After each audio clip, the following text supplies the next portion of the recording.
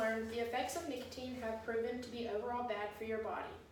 Nicotine can have positive effects, although they are outweighed by the bad, volatile side effects like addiction and cause extreme degradation to vital organs. There have been few researches that prove nicotine can result in a positive outcome. Feldman from Medical News Today says in his article that nicotine is both a stimulant and a sedative. If used in the right amounts, nicotine can be used to release dopamine. Dopamine is a brain chemical that creates a sensation of pleasure. Increased levels of dopamine can decrease symptoms of chances of Parkinson's disease. Smoking is higher in populations of mental health issues like schizophrenic, Parkinson's, anxiety, and depression. This leads people to believe that these people are self-medicating with nicotine. But is this positive enough to outweigh all of the horrible negatives? One of the worst side effects of succumbing to nicotine is the addiction factor. The nicotine, like we said before, will release the dopamine hormone, but wears off quickly and will lead the users to wanting more. This will result in the addictive factor and what is known as nicotine dependence.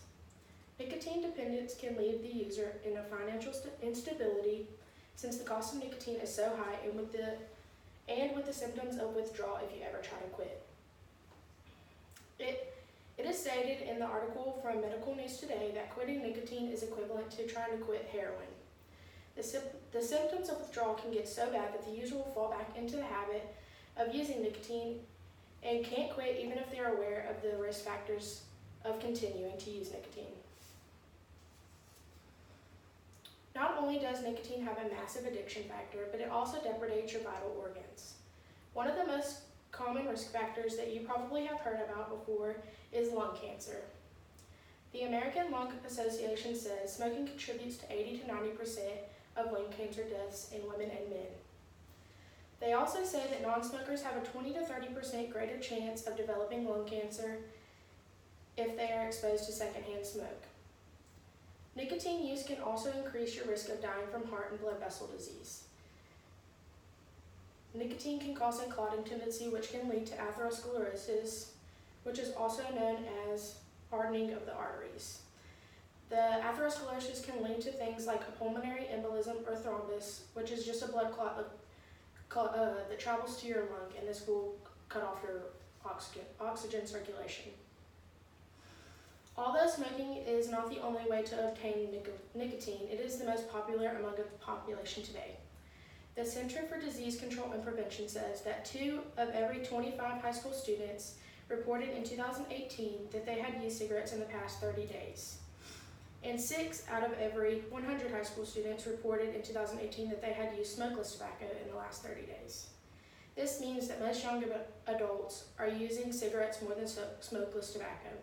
Nevertheless, whichever type of tobacco you use, the risk you are putting on your vital organ is too great.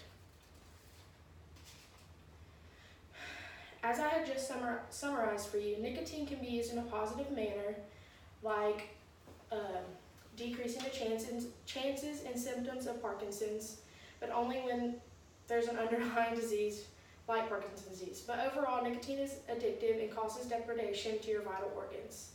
So next time you pick up that cigarette and contemplate about smoking, think about everything and everyone that you are putting on the line for just those few minutes of relief. Your body is not worth those few minutes of relief, so do it a favor and skip on the nicotine next time. Now, is yours the summary? Yeah.